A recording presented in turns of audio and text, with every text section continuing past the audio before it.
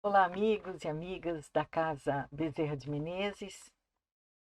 Olá, José Luiz Polis. Deixo aqui já meu agradecimento pela oportunidade de estarmos aqui trabalhando, trazendo a doutrina espírita, seus conhecimentos que norteiam os nossos caminhos.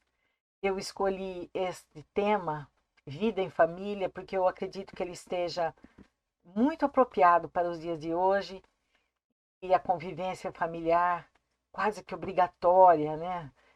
Imposta pela pandemia, está sendo até mesmo motivo de programas de TV, de reportagens, de artigos, diante das dificuldades dos relacionamentos familiares. Então, acredito que é muito apropriado para que nós possamos entender a vida em família sobre a ótica do Espiritismo. Eu gosto de comentar sobre os livros que nós usamos para que pudéssemos fazer a nossa fala, e eu trouxe então o livro SOS Família, que é do Divaldo Pereira Franco, o espírito Joana de Ângeles, também o livro Nossos Filhos São Espíritos, de Hermínio Corrêa Miranda, assim como o Livro dos Espíritos e o Evangelho segundo o Espiritismo. No livro SOS Família, a nossa Joana de Ângeles já vem nos alertando que os filhos não são cópias xerox dos pais, que apenas produzem o corpo físico, graças aos mecanismos do atavismo biológico, o que ela está querendo nos dizer. E graças à genética é que nós vamos herdar as características físicas dos nossos pais, muitas vezes bastante parecidos, né? Então, ela diz as heranças e parecenças físicas são decorrências dos gametas. E os gametas são as células sexuais, tanto masculinas como femininas, e na junção de ambas é que vão surgir as características predominantes, ou em um ou em outro, de um dos cônjuges. Mas nós vamos encontrar lá no livro Nossos Filhos São Espíritos, é que ele nos diz que nós trazemos ainda clichês obsoletos, ideias pré-concebidas e cristalizadas, e que nós vamos repetindo, porque ouvimos sem pensar e que muitas vezes queremos justificar o comportamento daqueles que convivem conosco a partir destas ideias que nós já trazemos enraizadas no nosso subconsciente. Então, ele dá vários exemplos. Marquinhos puxou o jeito intelectual do pai. Mônica herdou o gosto da tia pelas artes plásticas. Melissa herdou o temperamento da avó. Então, de acordo com as características que a criança apresenta, nós começamos a achar que puxou, e muitas vezes até utilizamos a frase, puxou para a avó, puxou para o avô esse temperamento. E ele nos diz, então, que é o título do seu capítulo, do capítulo 2 do livro, Coisas a Desaprender. Coisas a desaprender sobre as crianças. Primeira coisa a desaprender é de que elas não herdam características psicológicas, assim como inteligência, dotes artísticos, o temperamento, a simpatia ou antipatia, assim como o bom gosto e o mau gosto. Então, eles nos alertam de que, mesmo sendo gêmeos univitelinos, idênticos, cada ser é único em sua estrutura psicológica, é único em suas preferências, inclinações, temperamento. É característica porque são espíritos. Então, somente as características físicas são geralmente transmissíveis. A cor da pele, a cor dos olhos, o tipo de cabelos, assim como sua cor, a tendência a esta ou aquela conformação física, a predisposição a esta ou aquela enfermidade. Aqui no caso eu quis ilustrar que o menino herdou a miopia, característica predominante no pai. Isso é genética. Então, estas características nós herdamos, como os traços fisionômicos. A segunda coisa a desaprender segundo nos traz o livro. Primeiro, não são criados novinhos, sem passado e sem história. Já existiam antes em algum lugar. Têm uma biografia pessoal, trazem vivências e experiências. Aportam aqui na Terra para reviver e não para viver. Essas características não são criados novinhos porque são espíritos milenares como nós. Não é a sua primeira encarnação. Então temos um passado, tem uma história construída na vivência de cada uma das reencarnações. Já existiram, já viveram, já sofreram, já riram, já conviveram. Tem uma biografia pessoal, tem uma história pessoal. Porque a vida, meus amigos, é uma só. Quando reencarnamos, estamos numa existência, um tempo determinado. E nestas existências inúmeras, entre o entrar na vida carnal, na vida física e voltar à espiritualidade, é uma vida única, é uma vida só. Então, esse espírito reencarnante, ele traz vivências, traz experiências, ele está revivendo aqui na Terra. Hermínio diz assim: nossos filhos trazem em si um passado mais ou menos longo de experiências, equívocos, conquistas, realizações. Além disso, além de trazer já essa bagagem de não ser uma página em branco, eles trazem uma programação reencarnatória, um programa a executar na vida. Iniciam junto de nós. Então, nesta existência, eles trazem uma programação reencarnatória. Estão no lugar certo, com as pessoas certas e com tudo aquilo que eles necessitam para angariar valores morais, para conquistar novos valores. A criança, nos diz ainda Hermínio, é um ser espiritual adulto, experiente e consciente. Nesse momento está ocupando um corpo físico infantil. Ainda no estado de infância, ele ainda não tomou posse totalmente do seu corpo físico. Mas isso, toda essa experiência, essa consciência de espírito adulto está dormente na fase da infância. Ele é dono de um insuspeitado acervo de conhecimentos, envolvido em deliberado projeto de vida com metas, objetivos e propostas nitidamente concebidos e programados. Isso significa que no plano espiritual, esse espírito consciente dos equívocos cometidos e do desejo de consertar, vamos dizer assim, de recuperar, de reparar, ele reencarna com novos propósitos. Por isso que toda a reencarnação tem como propósito vencer-nos, vencer a nós mesmos, vencer ainda as nossas dificuldades morais. Então, todos nós, quando reencarnamos, reencarnamos com um propósito. E diz ainda Joana de Ângeles: atados por compromissos anteriores, retornam ao lar. Não somente aqueles seres a quem se ama, senão aqueles outros a quem se deve ou que estão com dívidas. Então, atados quer dizer, estamos vinculados pelos laços afetivos. E eles retornam ao nosso lar. Aqueles que amamos muito ou aqueles que ainda não aprendemos a amar, para que este processo afetivo se fortaleça. E como isso acontece? E por que isso acontece? Eles dizem: Joana, cobradores empedernidos surgem na forma fisiológica, renteando com o devedor.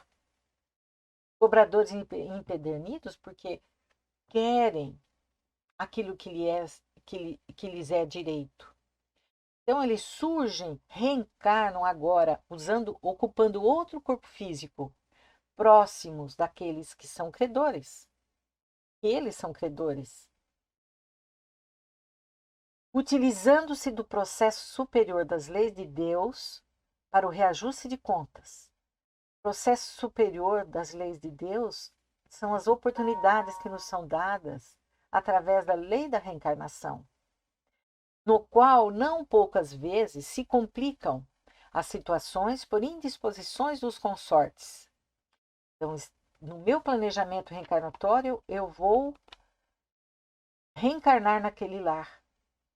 Muitas vezes as condições, as imposições de pai e de mãe, daqueles que estão me recebendo, complicam esse processo reencarnatório pelas situações criadas. Adversários reaparecem como membros da família. E nós sabemos que os sentimentos que nós abraçamos, que são os sentimentos, os pensamentos, criam um campo vibratório. E esse campo vibratório é sentido tanto pelo espírito reencarnante, como por nós, que estamos agora em contato com eles. Só que eles vieram para receber amor. Esse é o objetivo. Então eles dizem sim, quando eu disse do campo vibratório. No entanto, na batalha das afinidades, padecem campanhas de perseguição inconsciente. Os espíritos que reencarnam, como eles trazem necessidade de reparar os laços afetivos, neste campo vibracional, eles sentem, padecem os nossos sentimentos. Porque muitas vezes, dentro das famílias, os próprios pais sentem aversão pela própria criança. Assim como a criança que ainda sente, mas não entende, sente repulsa, às vezes vai no colo do pai, não vai no colo da mãe, às vezes aceita muito bem o avô e não aceita nem chegar perto da avó, ou vice-versa. Então, essas campanhas de perseguição inconsciente é pelas nossas vibrações, pelos pensamentos que emitimos. Por isso que o amor é o único caminho. O amor na forma da paciência, na busca de conhecimento. Por que razão isso está acontecendo comigo, Pai? Porque eu sinto aversão, não posso ouvir chorar. Que sentimento é esse que desperta em mim? Veja que a busca do conhecimento é uma forma de amor para auxiliar o espírito que está chegando ali no nosso lar. No Livro dos Espíritos, na questão 208, Kardec pergunta aos espíritos superiores: o espírito dos pais não exerce influência sobre o do filho após o nascimento? E eles respondem: exerce muito. O espírito dos pais tem a tarefa de desenvolver o espírito dos filhos pela educação. Isso é para ele uma missão. Então, o que é a educação, como nós entendemos? Aqui ele está nos mostrando a educação moral. Para eu poder dar essa educação moral, eu tenho que me conhecer, eu tenho que conhecer os meus sentimentos, eu tenho que me predispor a acolher esse espírito que está chegando no meu lar, com amor, com dedicação, com presença constante.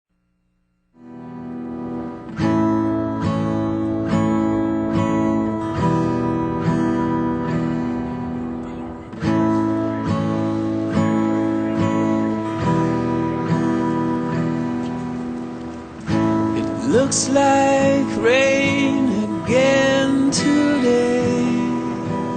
Dark clouds gather and fill the sky. Don't know how to talk to you, just know how to say goodbye. Would you actually got a driver's license? I don't think so. Did you see it back there, George? Go back where you came from. Learn to speak English. Go back where you came.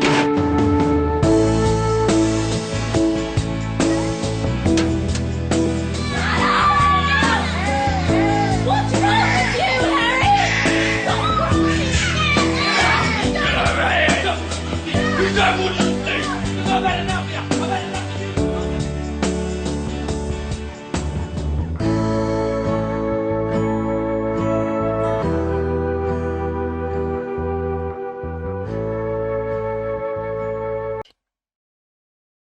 Joana de Ângeles diz assim: família é, antes de tudo, um laboratório de experiências reparadoras, na qual a felicidade e a dor se alternam, programando a paz futura. Porque num núcleo familiar, temos ali reunidos espíritos para a reparação desses relacionamentos afetivos. E mesmo como pais, temos que enxergar no outro também um espírito como nós. Com essa programação reencarnatória, com todo um passado, com todas as vivências espirituais.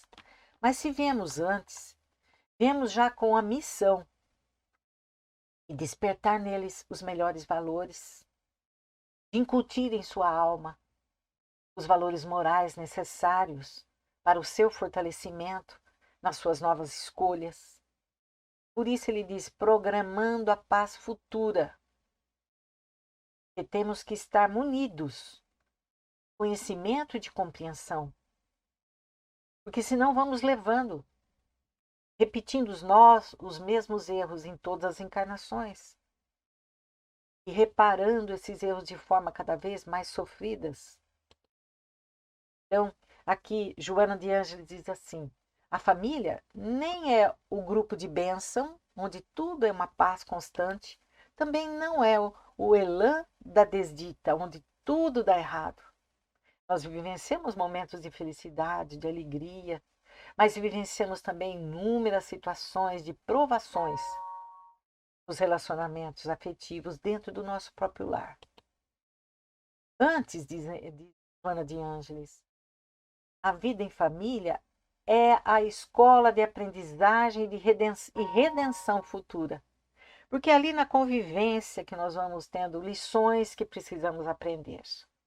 E lições em que temos que nos colocar como professores daqueles que estão ali agora como nossos filhos, consanguíneos ou não.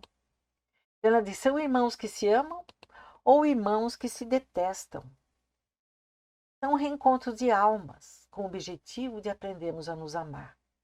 Mas não é o amor superficial, aquele que vem na construção do conhecimento do outro, do conhecimento das leis que estamos submetidos. O Livro dos Espíritos nos fala sobre a adolescência. Kardec perguntou, qual o motivo da mudança que se opera no caráter do espírito a uma certa idade, particularmente ao sair da adolescência? Nós sabemos o que é viver a pré-adolescência e a adolescência de um jovem, de uma criança. É o espírito que se modifica?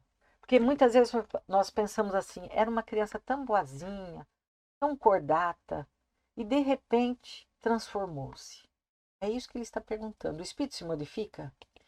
E os espíritos superiores respondem a Kardec. É o espírito que retoma a sua natureza e se mostra tal qual era, como ele realmente é. Como ele é. Então, quando ele chega nesta idade, se a sua infância, e principalmente até os seus 7 anos, ele não teve uma assistência carinhosa, presencial, tentando educá-lo, ele chega nessa fase em que ele vai retomar a natureza, a sua natureza, completamente sem o processo educativo, reeducativo. Aí ele mostra quem ele é, a que ele veio. Sem as amarras mais, né? Sem as amarras da educação. Os limites impostos pela educação. Então, nesta fase, o que ele mostra? O desejo de liberdade. Libertar-se dos pais, libertar-se da família, da autoridade paterna. Rebeldia, reivindicações. Aflora nele tudo aquilo que ele realmente veio, porque o seu organismo está preparado, amadureceu biologicamente suficiente para que esse espírito tome conta realmente do corpo físico, da sua mente, e ele se manifesta como ele realmente é. E ele sente uma atração pelo grupo. Vejam a importância da educação moral dentro de casa. Dentro de casa, encaminhando esse espírito nas melhores condutas, aprendendo a ser um cidadão dentro de casa, um cidadão fora de casa. Mas os pais têm que estar unidos nesse propósito. Ter o olhar voltado para os filhos, no processo de educação. E Joana diz que muitas vezes os pais se digladiam dentro do próprio lar. Muitas vezes os próprios pais destacam o filho em detrimento dos outros, dando condições para aflorar os ciúmes, a competitividade entre irmãos. Muitas vezes se sente desmerecido da atenção dos pais. Ou filhos que agridem, ou filhos que amparam os pais, porque são consequências já desse processo educativo que aconteceu ou que não aconteceu. Joana diz assim, são espíritos em processo de evolução, retomando ao palco da vida física para a encenação da peça em que fracassaram no passado. Não nos esqueçamos que fazemos parte dessa peça, tanto nessa existência como na existência anterior. E se eles fracassaram por algum motivo e hoje estão conosco, fazemos parte desse processo de reabilitação, tanto deles como nosso. Kardec pergunta aos espíritos, então, qual é para o espírito a utilidade de passar pela infância? E eles respondem, encarnando-se com o fim de se aperfeiçoar. Esse é o objetivo da encarnação. O espírito é mais acessível durante esse tempo da infância. As impressões que recebe que podem ajudar o seu adiantamento, para o qual devem contribuir os que estão encarregados de sua educação. Então, na infância, eles estão mais impressionáveis, estão mais acessíveis a todas as orientações. Por isso que a criança tem a fase do pai herói, da mãe heroína. Ele vai... Tudo que você fala, tudo que você orienta, você sabe. Até o momento que ele começa a modificar a sua maneira de pensar. Chega uma fase que nós não sabemos mais nada. Mas aqui alerta Kardec. Nessa fase, o educador deve ajudar o espírito reencarnante a desenvolver seu potencial intelectual e moral. Cercá-lo de condições para que isso aconteça. O ambiente do lar, paz, em harmonia, que ele possa ver nos pais sempre uma abertura para que ele possa recorrer sem medo, com respeito, sim, mas um respeito adquirido pela alteridade desses pais. Corrigir suas más inclinações, incentivar suas tendências superiores, observarmos no comportamento desta criança. Mas para isso, meus amigos, nós temos que refazer também alguns conceitos. A primeira infância, temos que estar próximos dos nossos. Vejam como essa pandemia, fazendo com que nós voltássemos a trabalhar dentro do nosso lar, conseguíssemos perceber quanto é difícil estar com eles, quantos hábitos adquiridos na nossa ausência, como nós conseguimos observar as suas más inclinações, que talvez esse seja o momento de termos esse olhar de observar aquilo que já deixamos de fazer e aquilo que ainda é importante reconstruir. Incentivar as tendências superiores que afloram na criança naturalmente. Aqui vejo também as tendências até mesmo o que vai transformá-lo num bom profissional, indo de encontro àquilo que ele já traz como tendência superior. E como o educador irá atingir esses objetivos? Através da educação. Mas a que educação ele se refere? A educação formal? Hoje nós enviamos as crianças para as escolinhas com 1 ano e meio, 3 anos, 1 ano e meio, 2 anos. A quem está delegada essa função de educação? Hoje nós terceirizamos a paternidade, a maternidade, quando se refere à educação. Delegamos as escolinhas, delegamos as babás, e por mais carinho, por mais amor, por mais atenção, que os avós tenham. Não são os pais os responsáveis diretos pela formação moral dessa criança. A educação, segundo Kardec, é a arte de formar os caracteres do bom cidadão, da honestidade, da bondade, da paciência, da tolerância. Educação é um conjunto de hábitos adquiridos. A verdadeira educação atinge realmente o seu ápice, o seu objetivo, quando a criança consegue ter esses hábitos longe dos seus pais, daqueles que os educaram. Na ausência do educador, a criança já tem atos. O seu comportamento já é embasado naqueles valores morais. Não é a presença dos pais. São os valores morais, a ética, a cidadania, porque estamos formando, educando um espírito imortal. Assim, ele tem que estar sendo preparado para a imortalidade. São valores que a alma vai adquirindo, imperecíveis. Como dizia Jesus, nem a traça corrói, nem a ferrugem destrói. Como os pais ou educadores irão atingir seu objetivo de conduzir a Deus o espírito de seus filhos? E Kardec vem nos dizer, através do amor, através da vivência espírita, evangélica, no lar e fora dele, e com os recursos da casa espírita. Aqui ele está começando a nos mostrar a importância do evangelho no lar.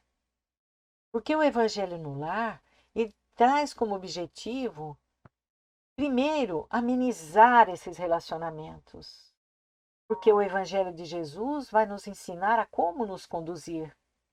E o segundo item é a vivência desses evangelhos, dentro de casa e fora do nosso lar. Porque estamos preparando esses cidadãos para, quando estiverem na escola, quando estiverem no clube, quando forem profissionais, quando estiverem ocupando cargos importantes que envolvem inúmeras pessoas, a sua conduta já vem dessa formação ética dentro do próprio lar. Então, o Evangelho no Lar são oportunidades em que nós vamos estudando o Evangelho de Jesus, buscando a ética e a moral dos seus ensinamentos para praticarmos dentro do nosso lar. Olha que oportunidade abençoada que estamos tendo nesses momentos desta pandemia em que estamos todos no nosso lar. É uma oportunidade para o autoconhecimento e para vivenciar aquilo que aprendemos no Evangelho. Falando especificamente da evangelização de espírito, que tem a Escola de Evangelização Infantil por objetivo instruir a criança com os princípios da doutrina espírita, que é a revivência do Evangelho do Cristo.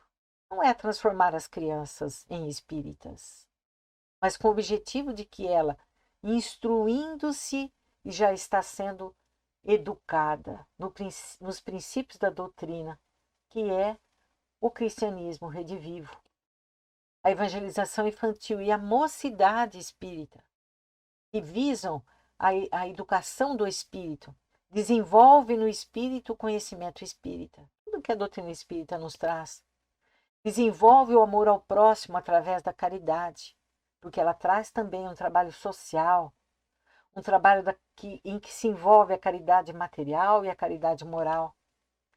Forma um grupo afim, fortalecido, equilibrado, porque eles trazem os mesmos valores, defendem os mesmos princípios. É uma sociabilização. E também integram o espírito nas atividades da casa espírita, desenvolvendo neles o amor à doutrina e à casa. Aprendem a valorizar aquilo que aprendem e vivenciam aquilo quando são responsabilizados por trabalhos que envolvem a doutrina dentro da própria casa. E aqui é um alerta também, que é comum nós ouvirmos de pais que se dizem espíritas, frequentam as reuniões espíritas, a seguinte falsa justificativa em relação à evangelização infantil. Meus filhos ainda são muito novos para entenderem a complexidade da doutrina e quando crescerem eles escolhem o caminho que quiserem seguir. Divaldo Pereira Franco diz assim que esta fala é a mesma coisa que nos recusarmos a vacinarmos os nossos filhos e permitir que eles fiquem doentes só para depois procurarmos a vacina.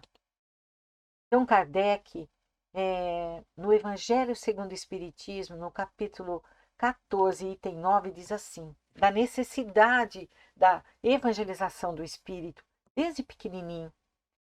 Desde o berço, a criança manifesta os instintos bons ou maus, que traz de sua existência anterior. É a estudá-los que é preciso se aplicar.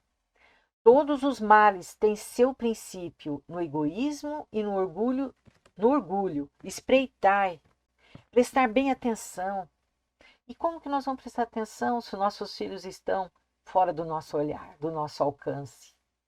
Por isso que eu disse que a pandemia, ela fez com que de repente voltássemos o nosso olhar para os nossos entes queridos que convivem conosco. Muitos estão ansiosos para que eles voltem para as escolas, para que os pais tenham a oportunidade de ter liberdade, desincumbindo-se desse papel. Pois os menores sinais que revelem os germes desses vícios, empenhai-vos em combatê-los, sem esperar que lancem raízes profundas. Ainda no Evangelho segundo o Espiritismo, Kardec diz assim, a partir do nascimento, suas ideias retomam gradualmente impulso, à medida que se desenvolvem os órgãos, de onde se pode dizer que durante os primeiros anos, o espírito é verdadeiramente criança, porque as ideias que formam o fundo do seu caráter estão adormecidas.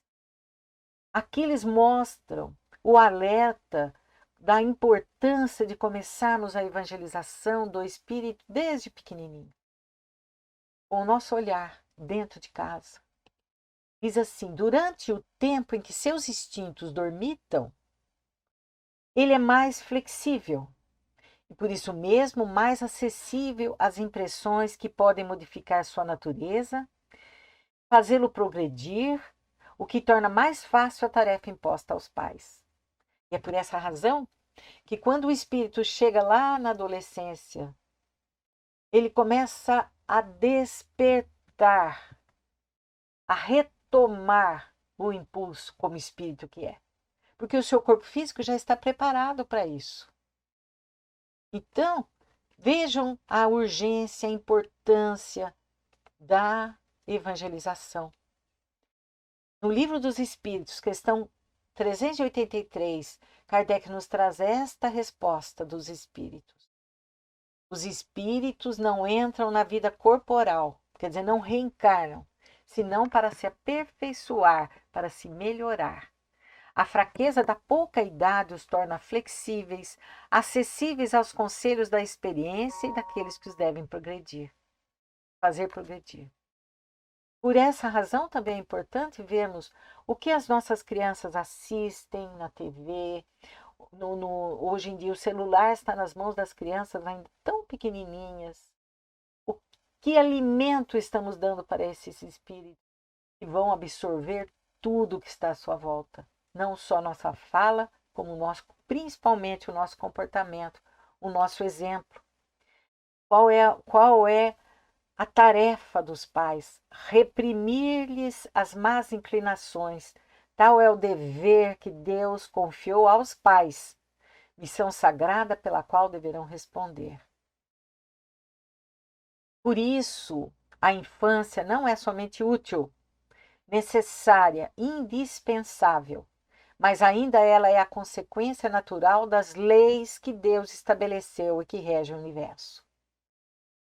Então, nós percebemos aqui, meus amigos, e poderíamos até formular essa pergunta que Kardec fez na questão 583, porque Kardec conhecia também a nossa natureza, a natureza humana, e se colocou também nesse questionamento. Se uma criança se transviar, apesar dos cuidados dos pais, estes são responsáveis? E olha que os espíritos respondem: não, mas quanto mais as disposições da criança são más, mais a tarefa é pesada e maior será o mérito se conseguirem desviá-la do mau caminho. Como missão, não temos como justificativa, dizemos: não, mas a criança era terrível.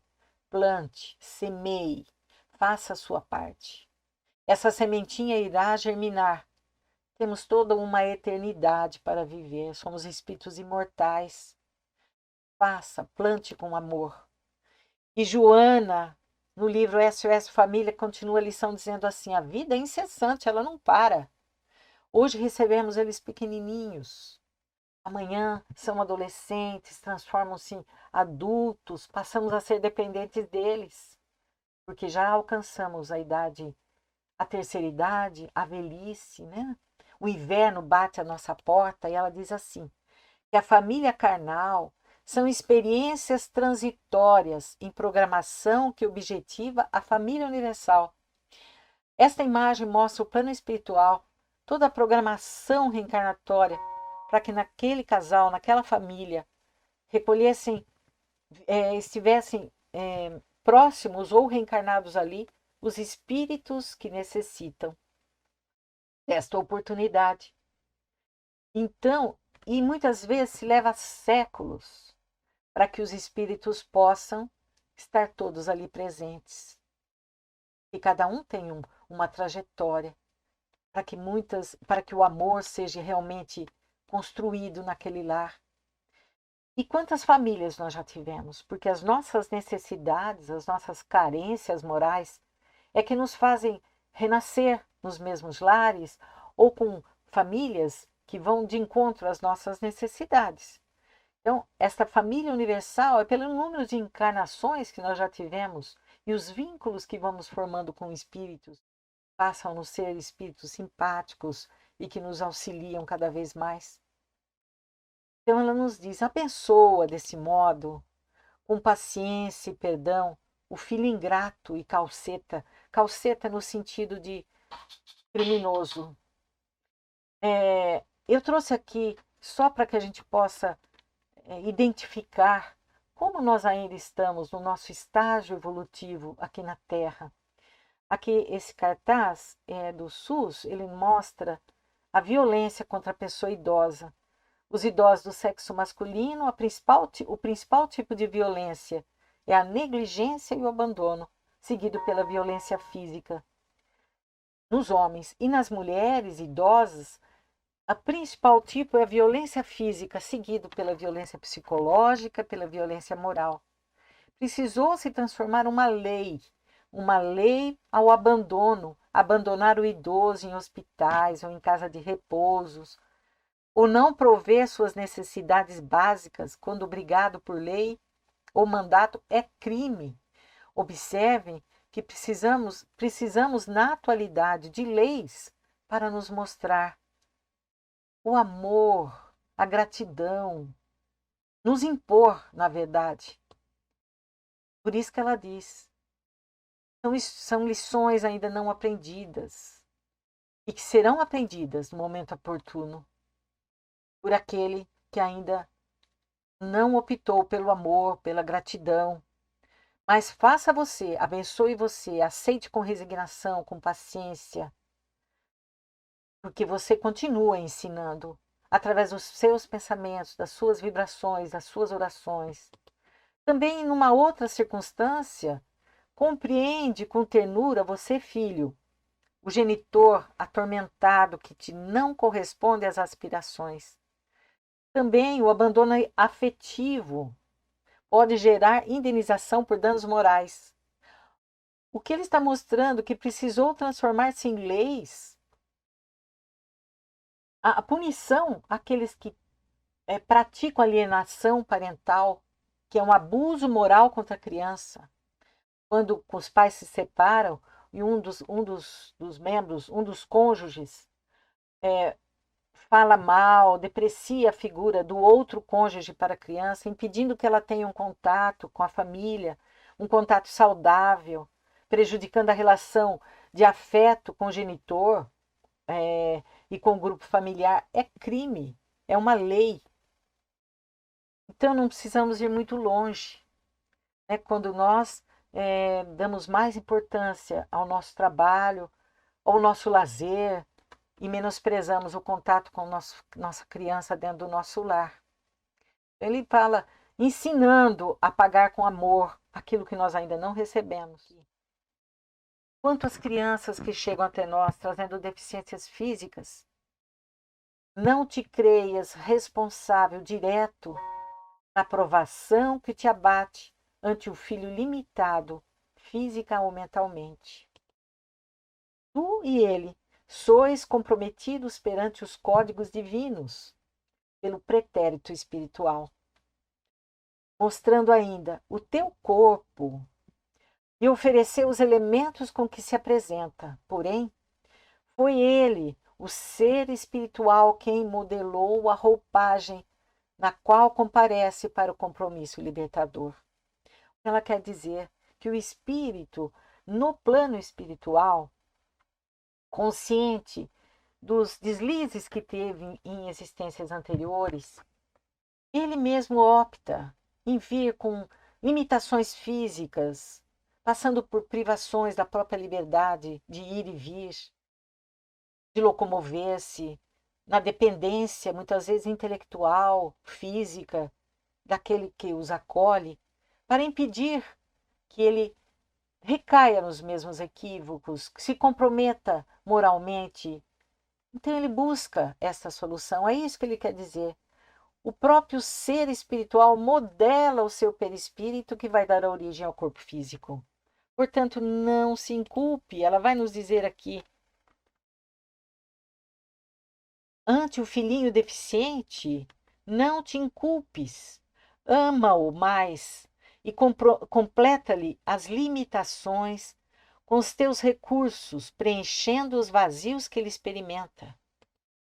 Suas carências, as carências desse espírito agora, num corpo limitado, são abençoados mecanismos de crescimento eterno, porque o espírito está perfeito, o espírito não é doente, é um instrumento pela qual ele se comunica, que tem um objetivo, que é fazê-lo crescer, fazê-lo evoluir, aprender novos valores, aprender a receber e a dar amor. Por isso que ela diz, são abençoados mecanismos de crescimento eterno. Faze por ele, hoje, o que descuidaste antes.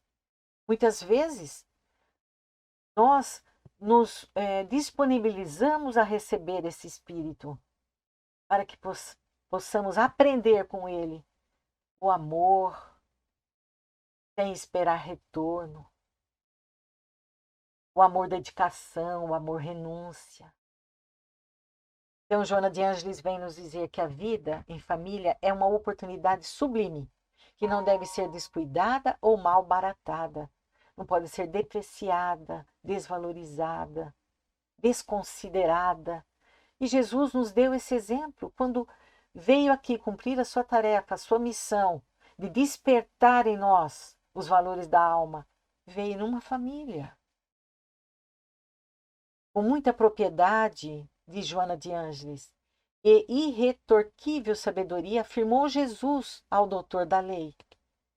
Ninguém entrará no reino dos céus se não nascer de novo. Falando-nos aqui da necessidade da reencarnação, de sermos acolhidos numa família.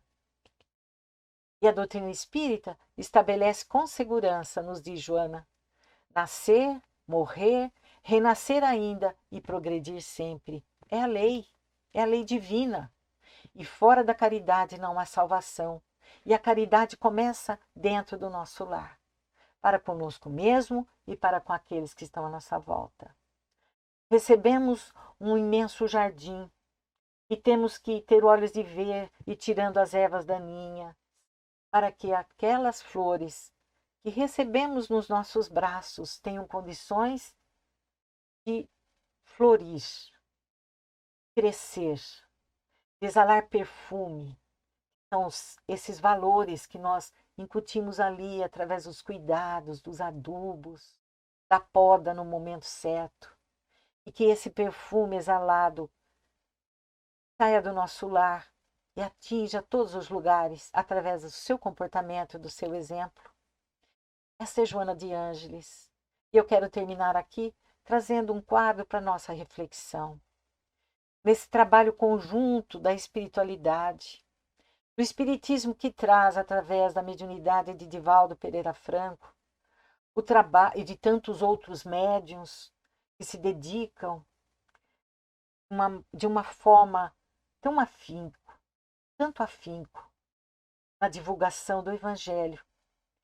Espíritos como Joana de Ângeles, o trabalho do codificador da doutrina espírita e Jesus.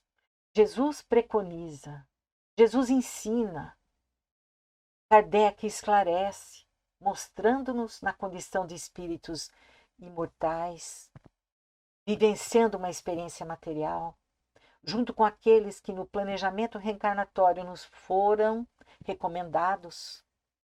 Joana de Ângeles nos propõe, através da reflexão, e Divaldo Franco convida à mudança, convida ao trabalho de renovação dos nossos pensamentos, dos nossos atos, junto àqueles que estão conosco. Quero deixar aqui a todos vocês um grande abraço, muita esperança nos nossos corações para dias melhores. Fiquem todos muito bem.